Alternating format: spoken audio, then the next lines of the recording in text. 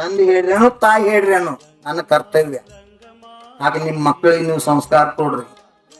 ಪ್ರತಿ ರವಿವಾರ ಆಗ್ಲಿ ಪಾಠಶಾಲೆ ಇರ್ಬೋದು, ಪ್ರವಚನ ಇರ್ಬೋದು, ಭಗವಂತರ ಅಭಿಷೇಕ ಇರ್ಬೋದು, ಗೋಶಾಲಕ್ಕೆ ಹೋಗಿ ಆಕಳುಗಳಿಗೆ ಮೇವು ಹಾಕೋದಿರ್ಬೋದು, ಒಂದು ರೊಟ್ಟಿ ತಿನ್ಸೋದಿರ್ಬೋದು. ನಿಮ್ ಮಕ್ಕಳಿಗೆ ಮೊಮ್ಮಕ್ಕಳಿಗೆ ಸಂಸ್ಕಾರ ಕೊಡ್ರಿ.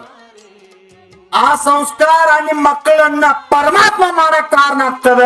ಸಂಸ್ಕಾರ ಕಲ್ಲಾಗಿ ಬಿಡ್ತದ. ಸಂಸ್ಕಾರ ಕೊಟ್ರ ಕಲ್ಲು ಸಹಿತ ಭಗವಾನ್ ಆಗ್ತದ.